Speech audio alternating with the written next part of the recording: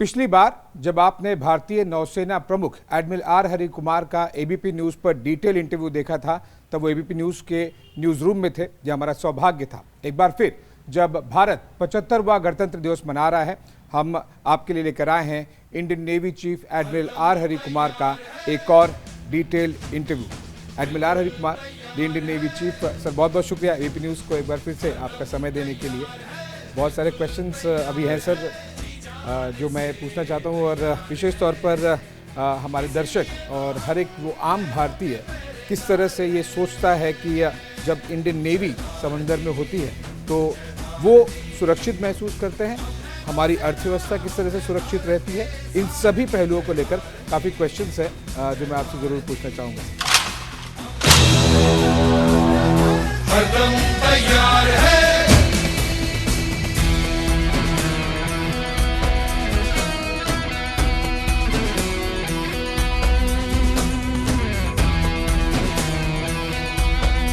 सबसे पहले तो मैं जानना चाहूँगा 40 आफ्टर 40 को लेकर, क्योंकि आपने 40 सालों में इंडियन नेवी को एज एन ऑफिसर अंदर से बढ़ते हुए देखा है, बदलते हुए देखा है। 40 आफ्टर 40 में मेरा क्वेश्चन ये है कि अब आप अगले 40 साल में इंडियन नेवी को कहाँ देखते हैं, रादर किस तरह से ग्रो करते देखते हैं, या फिर कैसे देखना चाहेंगे? जी, एक्चुअली मैं कुछ दिन पहले नेशनल डिफेंस एकेडमी में था, जहाँ हम लोग ज्वाइन किए थे एज कैडेट्स 40 साल 45 साल पहले एक्चुअली, जहाँ पे आपने पुशअप्स भी किया, वायरल वीडियो जी जी। तो अभी जब हम देखते हैं कि पता नहीं चल रहा है कितना इतना जल्दी टाइम निकल गया, और जो नौसेना आज का है वो सेम नौसेना नहीं है जो हम लोग ज्वाइन किए थे। बहुत सारे ट्रांसफॉर्मेशंस आ गए हैं, शिफ्ट बदल गए हैं, सबमरीन्स बदल गए हैं, एयरक्राफ्ट बदल गए हैं, टेक्नोलॉजी बदल गए हैं, और पर्सनल भी क्वालिटी ऑफ पर्सनल जो आते हैं वो भी बदल गए हैं। तो काफ़ी कुछ बदलाव आया है नौसेना में। अब आप बोल रहे हैं कि अगले 40 साल में क्या होगा, तो हम लोग जो है एक मॉडर्न नेवी है अभी, ठीक है। और अगले 40 साल क्यों हम बता रहे हैं कि अगले 24-25 ईयर्स जो 2047 है, जब हम हमारा देश एक डेवलप्ड कंट्री होगा, तब तक भारतीय नौसेना should be a post modern navy, मतलब मॉडर्न से भी आगे, इन अहेड ऑफ मॉडर्न नेवी। तो ये एक टर्मिनोलॉजी जो हम लोग नौसेना को जब डिस्क्राइब करते हैं, ये यूज़ करते हैं कि pre modern, modern, post modern. तो भारतीय नौसेना should be a post modern navy by then. Recently मैं एक रिपोर्ट भी पढ़ रहा था, एक रिनाउंड वेस्टर्न मीडिया हाउस कि इंडियन नेवी के प्रेजेंस से काफ़ी कुछ वहाँ पर पॉजिटिव इम्पैक्ट हुआ है। तो रिएक्शंस किस तरह से आप देख रहे हैं, both global bodies, global media, also आपके जो काउंटर पार्ट्स हैं इंडियन नेवी के, बाकी जो काउंटर पार्ट्स है, चाहे वेस्ट हो या फिर बाकी कोई, उनकी तरफ से रिएक्शंस को आप किस तरह से देख रहे हैं? Very important responsibility is to ensure that the trade is safe. तो हमारा आम जनता को ये पता नहीं होगा कि जो उसको जो गैस जो यूज़ करता है, तो स्कूटर में जो तेल डालते हैं, जो आइटम्स वो बनाते हैं, तो उसके जो पुर्जे जो आते हैं वो बाहर से आते हैं। वो कहाँ से आते हैं? वो शिप से आते हैं। और कुछ फिनिश प्रोडक्ट है वो भी कहाँ बाहर जाएगा, जब हम बेचने के लिए भेजेंगे, वो कैसे जाएगा? वो तो शिप से जाएगा। और जब तक तो ओशन और सी जो है वो सेफ नहीं है, तो मर्चेंट शिप कैसे आगे ट्रांसिट करेगा? तो now what is happening because of ये this disturbance in the Red Sea, कई शिप्स जो हैं वो रीरूट कर रहे हैं। मतलब वो अभी पूरा अफ्रीका घूम के केप ऑफ गुड होप घूम के आएंगे। मतलब 10-12 दिन का ट्रांसिट ज़्यादा होगा। उसका मतलब कॉस्ट भी बढ़ेगा, कॉस्ट बढ़ेगा, फ्रेट का कॉस्ट बढ़ेगा, फिर इंश्योरेंस भी बढ़ेगी। तो ये कॉस्ट कौन बेयर करेगा? फाइनली कंज्यूमर ही तो बेयर करेगा। लेकिन अब देखिए हमारे देश में तो अभी पेट्रोल का दाम has not gone up, it is only coming down. I don't think it is going up. तो cost of goods is also not going up. So this is one of the important contributions of Bharatiya Nausena to ensure that the trade is safe and the Indian Ocean region is stable and secure. And I see this becoming more and more important जैसे हमारा economy बढ़ता जाएगा. अब we are talking of $5 trillion economy and by 2027 we expect to be the third largest, we expect to be about $30 trillion economy. So what does this imply? This implies there will be more and more of trade, means things will come to us, we will sell things which will go out, we will import, export, all this will travel through the sea. So therefore our requirement to keep the sea safe and the involvement of the Navy is only going to increase more and more, in my opinion. अगर sir मैं दर्शकों को एक आम language में उसे कह सकूं तो नेवी से देश की अर्थव्यवस्था सुरक्षित रहती है, ये तो हम जान ही रहे हैं, समझ ही रहे हैं, लेकिन आप ये मानिए कि इंडियन नेवी के शिप्स और एयरक्राफ्ट डिप्लॉयड है तो सीधा आपकी जेब पर जो एक बड़ा असर पड़ सकता है उसको भी आप काफ़ी हद तक कम करके रखते हैं. सर क्योंकि हम डिप्लॉयमेंट की बात कर रहे हैं तो मैं चाहूँगा दर्शकों को अगर आप बता सकें कि थर्ड एयरक्राफ्ट कैरियर को लेकर भी आप जब एबीपी न्यूज़ के न्यूज़ रूम में आए थे तो हमने वहाँ पर एक एयरक्राफ्ट कैरियर का मॉडल भी रखा था. तो थर्ड एयरक्राफ्ट कैरियर को लेकर क्या डेवलपमेंट है? ऐसा लग रहा था कि अभी इस वाले डीएसी में अप्रूव हो जाएगा, इस वाले डीएसी में अप्रूव हो जाएगा, उसको लेकर क्या प्रोग्रेस हो रहा है? कब हमें एक दूसरा नया एयरक्राफ्ट कैरियर का ऑर्डर आप देख सकते हैं? देखिए, ये कई लोग पूछते हैं कि हमें एयरक्राफ्ट कैरियर होने चाहिए या सबमरीन्स होना चाहिए, तो ये सब एक्चुअली हम लोग एक बैलेंस फोर्स बनाना चाहते हैं जिसमें एयरक्राफ्ट कैरियर भी हो, डिस्ट्रॉयर भी हो, फ्रिगेट्स भी हो, सबमरीन्स भी हो, in to meet our tasking and हमारा जो नेशनल इंटरेस्ट है उसको प्रोटेक्ट करने के लिए. तो अभी हमारे पास 2 एयरक्राफ्ट कैरियर हैं. तो एक प्लान था टू मेक IAC-2 जो ये विक्रांत से काफ़ी बड़ा और कैपेबिलिटी भी काफ़ी बड़ा था. मतलब it will be about 65-70,000 ton वाला शिप का बनाने का प्लान था. लेकिन अभी हमने जब विक्रांत का एक्सप्लॉयटेशन शुरू किया तो हमने देखा कि अच्छा प्लेटफॉर्म है, we have the skill now और इंफ्रास्ट्रक्चर सब कुछ है. और also new technologies are coming in like unmanned technology and which can, and manned unmanned teaming is also possible. So we have looking at actually using a repeat order of those Vikrant, the same size, same type of carrier with of course modern, more modern equipment which is more contemporary. और उसके ऊपर we will have unmanned systems also, unmanned aircraft operating and recovery and so on.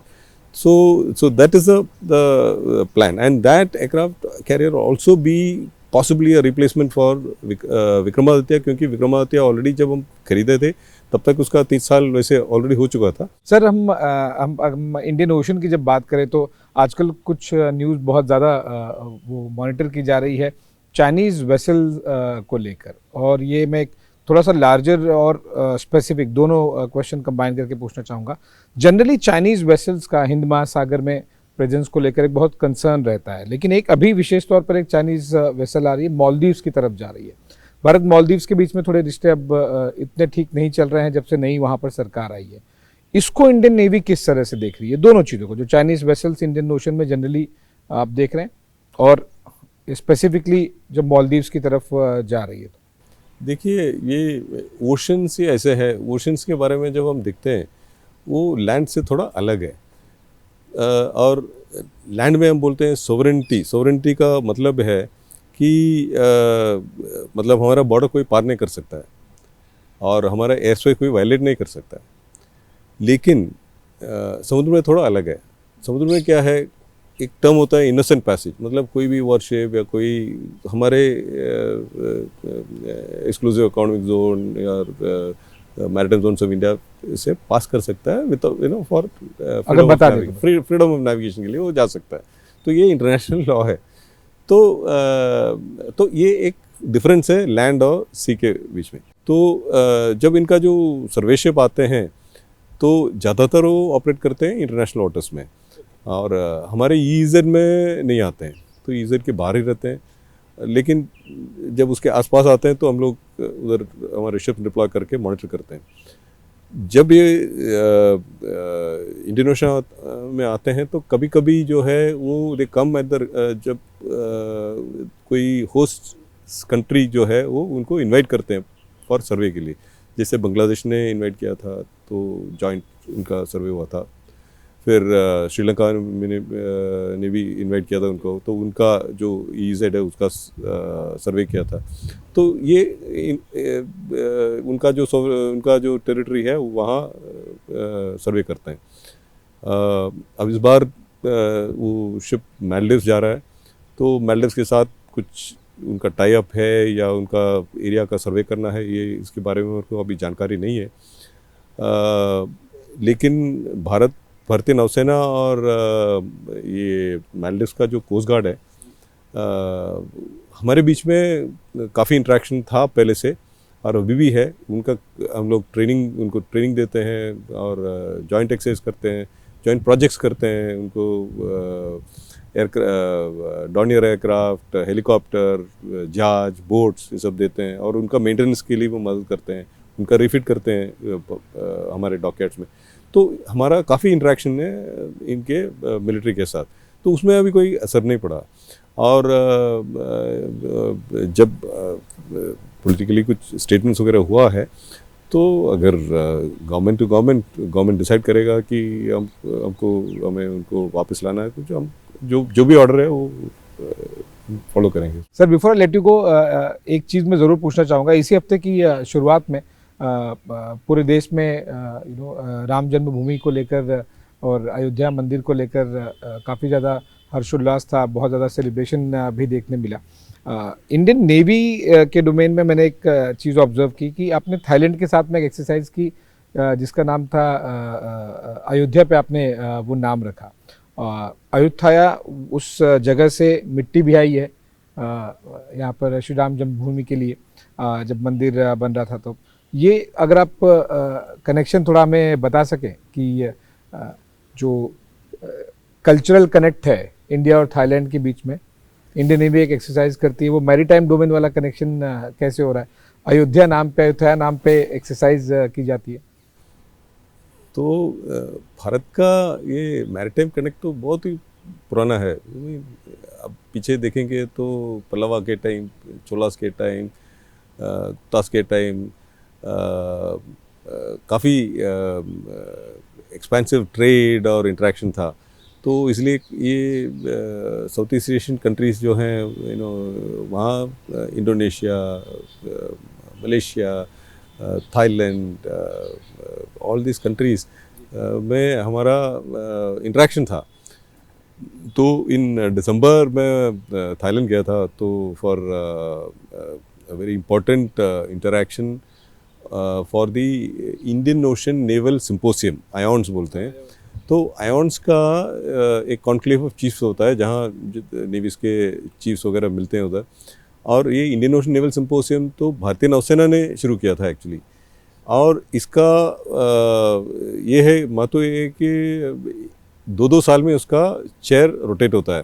तो पिछले 2 साल France के पास था और दिसंबर 23 से लेके दिसंबर 25 तक वो अभी थाईलैंड के पास है। तो ये सेरेमनी उधर हुआ था, तो उसमें पार्टिसिपेट करने के लिए मैं गया था। तो काफ़ी इंटरेक्शन हुआ था। तो पता चला वहाँ एक सिटी है, एक एंशिएंट सिटी है कॉल्ड अयोध्या। तो मैं जाके देखा कि वहाँ काफ़ी रूइंस हैं, काफ़ी पुराने टेम्पल्स हैं वगैरह। और अयोध्या का मतलब है ऑलमोस्ट लाइक अयोध्या ओनली, कि द इनविंसिबल वन और अनडिफीटेबल। तो ये उनका नाम का मीनिंग है। और this linkage therefore of many centuries and ये लिंकेज जो है एग्जिस्ट होता है between that city of Ayodhya and city of Ayodhya. तो ये मेरे ख्याल से ये अयोध्या का नाम has gone from Ayodhya only probably. So therefore हमने सोचा हमारे बीच में एक बायलैटरल एक्सरसाइज है, इंडिया थाईलैंड नेवल एक्सरसाइज जो है, तो उसको we discussed and we decided we can call it exercise Ayodhya. वो संस्कृति से लेके समंदर का कनेक्शन अयोध्या से लेकर अयोध्या का connection very well explain by CNS. Admiral साहब, इससे पहले कि हम जाएं, क्योंकि गणतंत्र दिवस का विशेष शो है, मैं ज़रूर चाहूँगा कि आप देशवासियों को, हमारे दर्शकों को आपकी तरफ से 75वें गणतंत्र दिवस पर क्या संदेश देना चाहेंगे, क्या मैसेज देना चाहेंगे सर? मैं ये मैसेज देना चाहता हूँ कि हमारे भारत के लोगों का जो रिलेंटलेस स्पिरिट है, जो कमिटमेंट है, एंथुसियाज्म है, एनर्जी है, तो इसको मैं सैल्यूट करना चाहता हूँ एक्चुअली। तो ये हमारा जो एंटरप्राइजिंग स्पिरिट और जो the youthful demography of a country जो है, इसी से हमारा प्रोग्रेस होगा। और हम ऑलरेडी देख रहे हैं, हम लोग अभी we are heading to become third largest economy in by 2030 या उसके आसपास। तो व्हेन वी लुक एट 2047, मेरा पूरा विश्वास है कि हम लोग डेवलप नेशन 100% विकसित भारत बनेंगे ही। हमें 75वें गणतंत्र दिवस के उपलक्ष्य में ये इंटरव्यू दिया, बहुत बहुत शुक्रिया उसके लिए। और एक बार फिर दर्शकों को मैं ज़रूर कहना और बताना चाहूँगा कि आपसे हैं हम। जब आप डिप्लॉयड होते हैं वहाँ पे इंडियन नेवी के सेलर्स और ऑफिसर्स समंदर में, इंडियन नेवी के एयरक्राफ्ट जब वहाँ पर समंदर में डिप्लॉयड हैं, तो न केवल देश सुरक्षित है बल्कि देश की अर्थव्यवस्था और सीधे सीधे आम आदमी को जो असर पड़ सकता है उसकी चीज़ों को भी आपने फैक्टर्स को बहुत बेहतरीन तरीके से शील्ड करके रखा है। बहुत बहुत शुक्रिया एडमिरल आर हरि कुमार। और एबीपी न्यूज़ की टीम की तरफ से भी इंडियन नेवी के सभी सेलर्स और ऑफिसर्स को गणतंत्र दिवस की बधाई सर।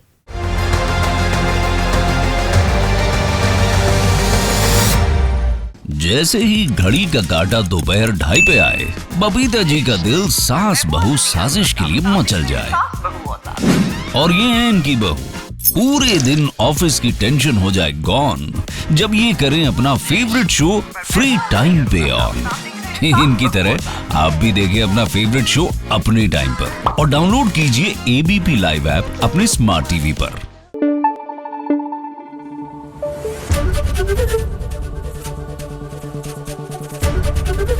एबीपी न्यूज आपको रखे आगे।